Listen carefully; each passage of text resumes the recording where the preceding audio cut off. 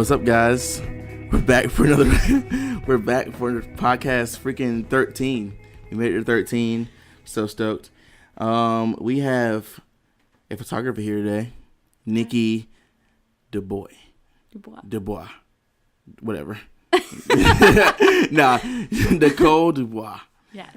From Charlotte, North Carolina. She came through. She was coming, I guess, home from school. I guess you're just going to Asheboro, so that's kind of sort of close to here. But yeah, we've been hanging out all before this and taking photos and eating food and stuff, and she's been hanging out, and she's great. So what's up? Hi. How you doing? I'm okay. You sure? Nervous. You a little nervous? Don't be nervous. This is me. I know. What's up? It's weird. I'm the best. It's awkward. It's my first podcast. First of many, I'm sure. Let's hope. Cool. So what are you doing now? I am currently back in school and trying to work on a few personal projects and things like that. Get some irons in the fire, if you will. Yes. Yeah. Cool. So yeah, let's jump back because you have a lot that you've done. So cool. So what piqued your interest in photography? Well, starting out, my grandfather was a professional photographer. Yeah. And he lived far away from me, and it was kind of a way to feel connected to him and my grandparents without actually being able to go and see them or really talking to them. My parents were divorced, typical, weird family dynamics that happen when your parents aren't together anymore. Right. So when I was little, I would play with just disposable film cameras, and it became like this major event where we would go to Eckerd before... Yeah. The drugstore? Back in the day, Eckerd drugstore, Yo. you could go and get a pack of 35 millimeter like instant cameras. Oh yeah, heck yeah. Like the disposable cameras. And then you would fill out the little slip and put your whole camera in the envelope, and there was that thunk as soon as you dropped it off. And then that anticipation of waiting for a week, or if they were backed up 2 weeks before you got the phone call, like, hey, your photos are ready. And then going, and it's like Christmas. Every time you open up the envelope, and it's like, what did I get? Oh, it's all really bad. But it's fine. Like, awesome let's do anyways. it again. That's so cool. Yeah. So that was kind of what got me started, just as a little kid, messing around. And then later on in high school, I was in art, and I really liked it. And then my mom had a film SLR camera. It was kind of a crappy Minolta, and I kind of just took it. Yes, made it yours. I was like, "Hey, are you using your camera? I'm gonna just take it. This is my camera. This is my camera now. I actually still have it. No. Yeah. Okay, hell yeah. So it doesn't really work anymore, but I have it. That's cool. So. You should definitely keep that sentimental values. Yeah. That's awesome. So with your grandfather, what did he shoot? What kind of stuff did he shoot? So he photographed. He was a kind of a forensic photographer before forensic photography was really a thing. Interesting. Yeah, so he was a police officer in Greece County, New York, and he would photograph crime scenes and things like that. And then later on, once he retired from the police force, he was photographing houses and things like that down in Vero Beach, Florida. Okay, houses for real estate? Yeah, like real estate stuff. He did some aerial photography. Oh, that's awesome. For a while, yeah. Wow. Yeah, pretty cool Grandpa stuff. Grandpa is doing it up. Yeah. That's pretty badass. And so, with him, obviously you got the interest in photography. So did he take you to that Eckerd? You took him? No. So there would be really long gaps in between my ability to visit with him and my grandmother. Oh, okay. So they lived in Florida. We lived in North Carolina. Oh, so it was and then like my dad was kind of in and out of the picture. So it was always a little bit difficult to really have that kind of relationship. Right. But anytime we would get together, that was the one thing that we instantly connected over. Like I went to visit when I was 18, took the Minolta down with me. Dude, yeah. And he was giving me pointers and tips and things like that. So I have a whole scrapbook of that trip of him and my grandmother. Yes. So yeah, it was nice. And like we went on like a little photo adventure down at the beach and things like that. So it's all of these like great little snippets and memories that I have. So that's cool. Do you two have those photos? Yeah. Ooh, they're actually in my car. They're your car? Yeah. Ooh, we want to get some. Definitely get Anthony to go out there and film that. That sounds badass. Okay. So if you're listening in the car, you should go watch the YouTube video. Anyways, so awesome. Obviously, your parents were for you doing this. Mm-hmm. You got a camera for your mom. It was just mostly you and your mom hanging out. Yeah, mostly for your upbringing. Cool. So how was she when she saw you were taking photos with the disposable cameras and all that? How did she react to that? Was she like, oh, okay, cool, maybe that could be a thing, or I don't know, like, what's up? My mom's always been really supportive of basically anything that I do. If I'm like, I want to be a rocket scientist, she'd be like, okay, great. Like, you can do that. That's awesome. Yeah. Like, you're so smart. Science. But it was like, I want to make art. And she was like, yeah, okay, you can do that too. That's great. That's awesome. Get you a canvas. Yeah. Yeah. So, for me, it was just her always supporting me and telling me, the typical mom thing, like, oh, this is great. These are beautiful photos. Yeah. But she's great. She always encourages me. Right.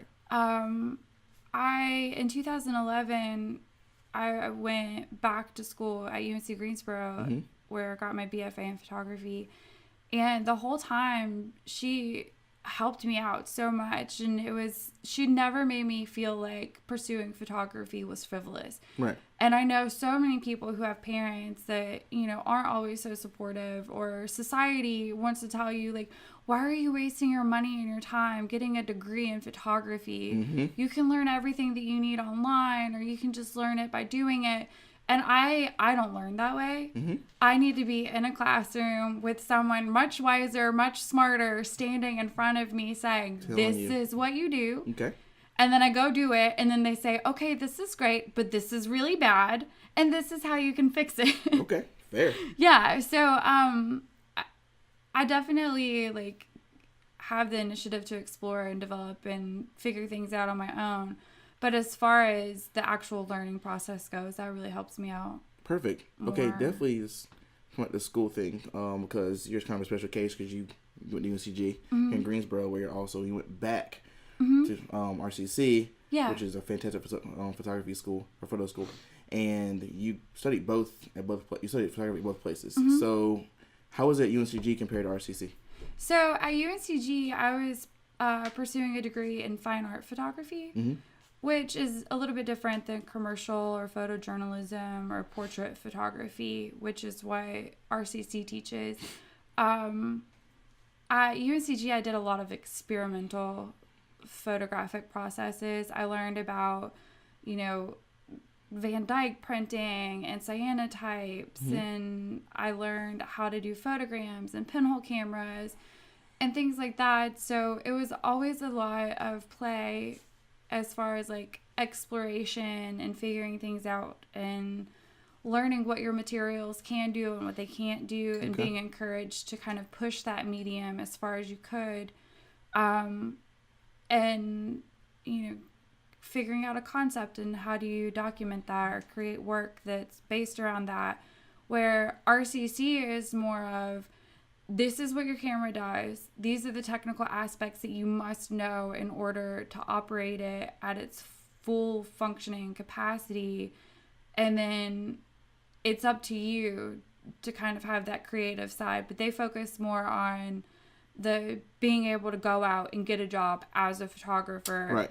Whereas an art school is about being an artist, exploring your creativity, kind of being a little bit more introspective with what you're doing versus just this is what you need to do to be successful. Exactly. As a photographer.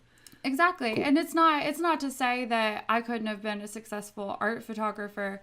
I graduated UNCG and I kind of didn't really know what to do. I didn't set a path for myself while I was in school.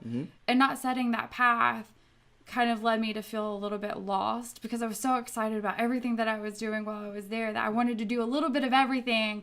And I didn't do enough of one thing to really have a good understanding or a full grasp of what I wanted to do when I left. So I got a job in marketing. And then I decided that that's not what I wanted to do for sure. And I decided to come to RCC because I wanted to know all of that technical stuff, the super nerdy, dirty, gritty, studying your butt off to figure out shit. Right. Kind of education. I just wanted more of that. Yeah, that's awesome. I can see like being like the biggest difference is obviously with Randolph Community College. I mean, it's all photography. UNCG obviously you had I guess the pre-classes. You probably did a lot of other, so it wasn't necessarily dialed in as much. It probably wasn't as critical. Maybe it was. Oh no, it was still critical at UCG. Right. Okay. But I was doing drawing classes and design classes, exactly, and things like that. So when you do fine art, like I loved sculpture. I was an inch away from being a sculpture major. Right. Because my first professor that I had in sculpture, John Smith, like he was phenomenal, and he inspired me, and I was like, oh my god, yes, like I want to be a sculptor. And then I took another sculpture class, and I was like, I don't want to be a sculptor. I'm going to be a photographer for sure.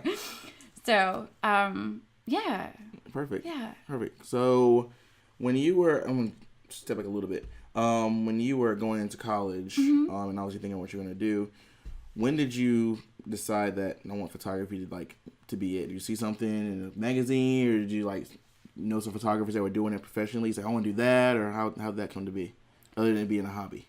Well, when I was 18, I started working in portrait studios. Okay. So I worked in and out of portrait studios up until I went back to school. Perfect.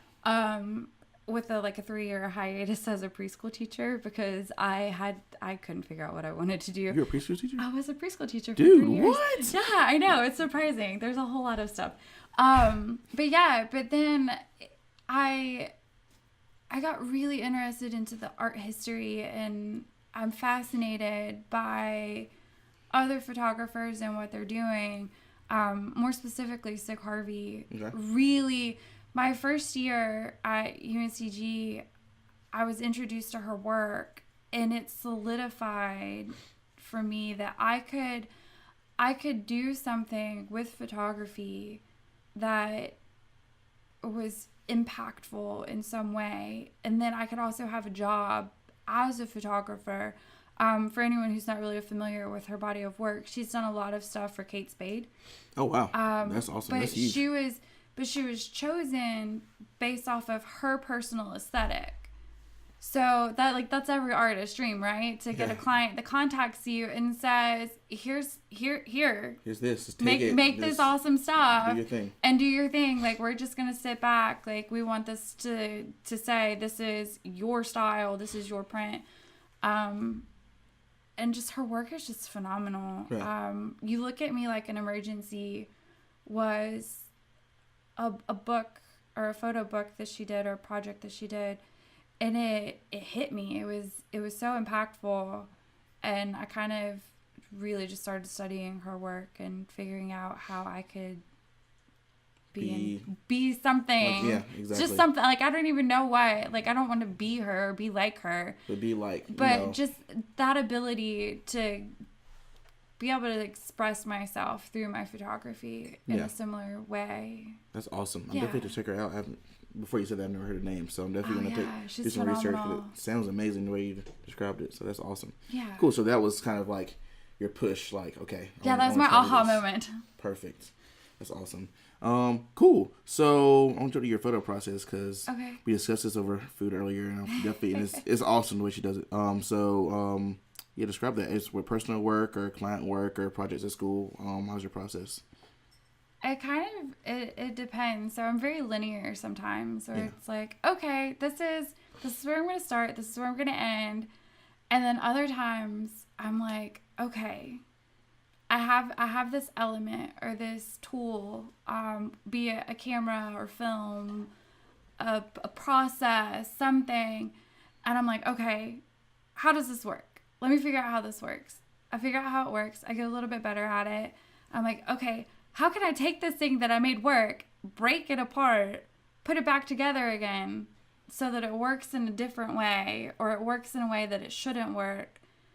And how can I push what the definition of photography is and still get away with people looking at it and being oh, that's a photo. Oh, okay, yeah. Yeah. Perfect. So, for an example, I worked on film photograms. Okay. Which is something that not a lot of people do, where instead of, a lot of times when you make a photogram, you put an object on photosensitive paper, and then you expose it to light, but the paper takes a little bit longer to expose. I was placing objects directly on film in a completely blackened room. So imagine, you can't see anything. So you're doing everything just by feeling. So what? I would cut, the first one that I did was this tiny little feather, and I cut 120 film with scissors in the dark room, in the pitch black, place the, like, by feeling it, place the feather on it, put it in a contact frame, exposed it with, like, a blip of light from my cell phone, and then I had to immediately put them in trays because you can't open the door because it'll expose the film. Yeah. So I would put the film in trays and count 1 Mississippi, 2 Mississippi, Oh my gosh. through the entire process of processing a piece of film, walk out, and my light was too bright. There's nothing on the film. Oh my God. And no. I did that for several days, several times, until I finally figured out the brightness that my phone needed to be at, how high the phone needed to be above the feather in order for me to get an exposure that worked. And so it's photographed, but I actually put the thing itself on the film instead of photographing the thing itself. There is no lens involved. I guess technically the camera, which is the definition is it's a dark room or a private room. I was inside of it to an extent. So I felt like I kind of broke the machine a little bit, but I put it back together and made a photo. So it worked. It was fine. That's awesome. Yeah. So, wow, that's a lot. Yeah. That's good, though. I've never known how that process really worked, and I'm sure it was very tedious. Yeah. But that's kind of a good thing. Kind of built you. So as far as that and maybe your portrait work, do you have an idea of what you're going for before you shoot, or do you rather be spontaneous? Not always. It depends. There have been plenty of times where I've gone out with friends and it's just oh my God, this light is amazing, go over there, do this, do that. Yeah. And then there are other times with client work where it's a process, Right. they contact you, hey, take my picture, and you're like, okay, well, what do you want me to take a picture of? Your family? You're a photographer, right? Yeah. Is it you by yourself? Do you have a budget? Because photography costs money. Thank you. I hope every photographer says that. I'm going to make them say it every time. I'm yo, pay your photographer. Before you even email us, just go ahead and you're going to pay. You're paying. Yeah. Anyways, go ahead. But yeah, so with client work, it's a little bit different because every client has a different vision that they expect to receive. So, one photographer might want very traditional portraits of their family. The next client will want something super candid where it's just them playing with their kids out on a playground, and they want you to follow them around and document what they're doing. A lot of people are a little bit kind of in between that. So yeah, it's all different. Yeah, depending on what you're doing, I'm sure it's just stupid different. Yeah. I like the playing aspect though, of just going out and having my camera and being I'm taking a photo of this right now because I want to. Yeah, and it feels good. It feels great doing that. It's it's almost therapeutic because you have no boundaries, and it's just amazing. Yeah, exactly. That's awesome. Yeah, I definitely agree with that because I'm the exact same way. Yeah. But I want to jump to, because I know you've done a lot of internships. So what internships have you done? I guess the photography ones. So photo internships. I was a photography intern elsewhere. Yes. My last semester at UNC Greensboro, I was in the marketing team. So I was assisting the documentarian that they had there. So photographing events, artists as they were working. Oh, that's cool. That's awesome. Yeah, it was a lot of fun. What else? What is elsewhere? Elsewhere is the world's only living art museum. Yes, it is. So it was founded in a former thrift store. And it was a former thrift store, and when the owner passed away, her grandson came in and saw an awesome opportunity to take all of this stuff that she had kind of acquired over the years and create an artist residency where people could come in and manipulate and change the things within the space, but they can't, nothing's for sale, nothing leaves. It just continuously and perpetually gets altered. Yes. Which is awesome. And then like people can come in and you can play with things, you can touch things, you can experience things. They have artist dinners and community awesome, dinners. yeah. Like it's just a really cool space. And it's so surprising that not a lot of people Like kind of really know about it. Yeah. It's on Elm Street across from Mellow Mushroom. Yep, like downtown go. It's I awesome. definitely want to tell you, definitely want you to tell us what that is because that place is incredible. Yeah, it's really amazing. I haven't been. They redid it, didn't they? Yeah. Yeah, I haven't been there probably a couple of years, but I need to go back. Yeah. Well, cool. So you had that one, and then you. I was a marketing intern for WFMY News 2 here in Greensboro. Right. So a lot of that I helped with like the little 15-second spots for the Good Morning Show. Oh, perfect. I did some photographing. I volunteered at the barbecue festival in Lexington. Oh, wow. Yeah, so like I photographed some stuff there. I did some administrative stuff. It was kind of an all-encompassing catch-all kind of internship where I learned a whole lot. Mm-hmm. That was really cool. And then I've assisted a few photographers as internships. Perfect. One of my internships, which was kind of photo related, was doing a little bit of research for the LAF project. Okay. I think that's been disbanded now, but it was a project that was focused on the displacement of the people in the country of Georgia. Oh, that's awesome. Yeah, that's it was really nice. really cool. So I just helped do a little bit of research and things like that for a professor that was traveling to Turkey to do some more research for them. Yeah. That's awesome. Okay, so I guess leads up to my next thing. All that experience, what would be, you say, some of your big and small accomplishments up until now? I think my most favorite accomplishment, going back to the whole Sig Harvey thing, I finally got up the gumption to actually submit work to I don't want to call it a contest because it's not really a contest. I submitted my work for a gallery exhibition and it was published and Sig Harvey was one of the jurors. So that's it was cool. Yeah, it was really cool to have that experience. And that was one of my more experimental projects that I did. That I'm hoping to actually I have plans for that project. I'm going to expand upon it in the coming future. Yes. Hopefully the very near future. What was the project? Can you say? So the name of that project was called Vexed, where I was creating out of focus portraits. Yeah, I told you earlier today that I'm really blind. So that's kind of where my idea came from. My eyesight is really terrible, but I learned very early that there's a certain level of blurriness or haziness where you can still identify who a person is if you know them or if you've seen them or sat in front of them for more than 5 minutes. If you've never been in front of that person before, it makes it very, very difficult for you to kind of identify who they are or to point them out. So the idea of that project was essentially that you have to sometimes step farther back, and the farther away you get, the more in focus it becomes. Mm-hmm. And it's kind of this idea of that's how you get the bigger picture of who people are. Because sometimes you're too close and it's too blurry because you're not allowing yourself to step back and really see them for who they are.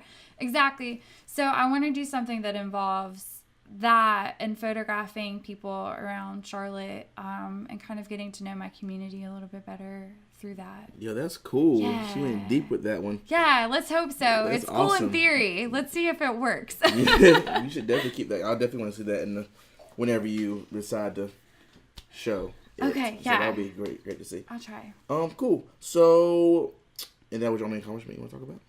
Anything else? I mean, like I feel like I haven't really accomplished a whole lot.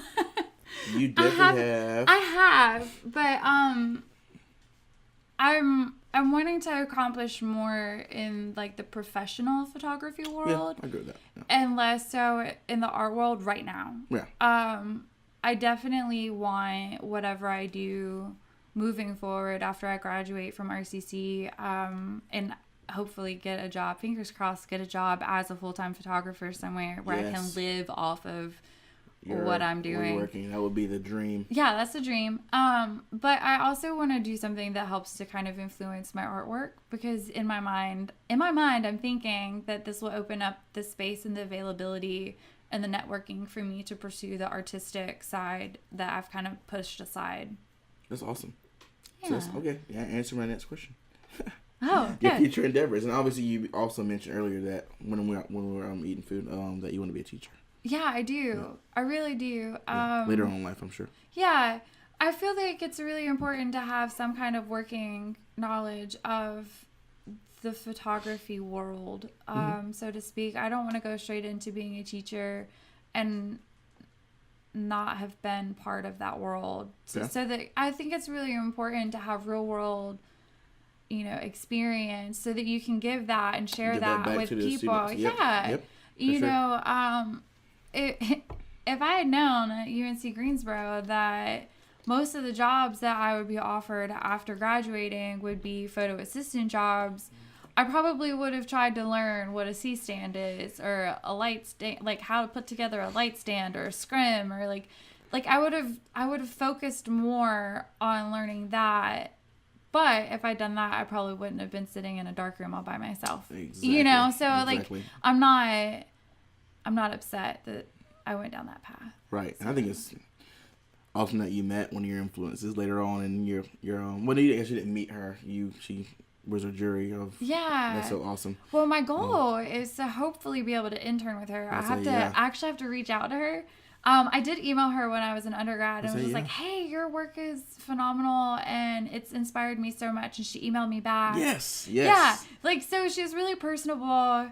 So I'm hoping, fingers crossed, that maybe I can do an internship with her while I'm at RCC, which would be awesome. I think that'd be an accomplishment in itself. That would be so cool. I hope that happens really for you. Me too. Cool. Thanks. Cool. So I guess to wind this down, and we got some good information from you. I'm so stoked that you're here. Yeah. Your advice for the up-and-comings? It's going to be photographers, creatives, it's going to be anyone. My advice for anyone in the creative field would be to stay persistent and true to who you are. It's really easy to see trends, whether it be in painting, photography, drawing. There's always a little level of a trend happening, whether it's like super graphic line work, or in photography right now, there's kind of this shift to dark and moody. Like the times are dark and moody, so why don't our images reflect that? But then you also have the other side that's like light, bright and airy. Fun. Yeah, for sure. So I feel like it's really easy to kind of copy other people, and out of not out of just copying them or like for the sake of being like everyone else, but out of the fear of stepping out and doing something different. So I guess my advice would be to not be afraid to carve a path or a niche for yourself that's maybe against the grain or against what other people are doing. Yeah. And to learn from people who know more than you. Yes. And to be open to that. I think that's one of the things that's helped me the most in growing is just being able and open to admitting that, like, I don't know. Good. I don't know. It's definitely one of the things I think I've ran, and there's a lot of people who are like, they didn't know it all, and, they're afraid to ask for help. They think it's weak, and that's so stupid. It's people are there to help you. Hopefully you don't run into some elite people who aren't going to help you, but definitely ask for help. That's probably some awesome advice. Yeah. So cool. So that's it. Yeah. Thank you. Oh my God. Yes. It's over. I did it. Yes. Nicole from Charlotte. I'm going to butcher her last name again. Du Bois. Yes. I got it. End of. There you go. Yeah, cool. So thank you for coming. Yeah. Appreciate Thanks for having me. Yes. Sorry I didn't bring you your pizza. Yeah, that's fucked up. I'm sorry. We're not actually going to put this on the podcast anymore because you didn't bring us free pizza. It's okay. You just wasted like 45 minutes of your time. That's fine. It wasn't a waste. I was sitting across the table from you, so it's fine. Dang. You heard it. You heard it, people. Yo, yeah. That was good. All right, cool. All Later. Right, cut. Can we do that again? Hey guys, Daniel here, your host of the Free Pizza Podcast. If you like what you just heard, please subscribe, rate, and leave a review on the podcast app. Don't forget that we're on YouTube as well under Amplifier Films. Thanks for listening and stay tuned for upcoming episodes.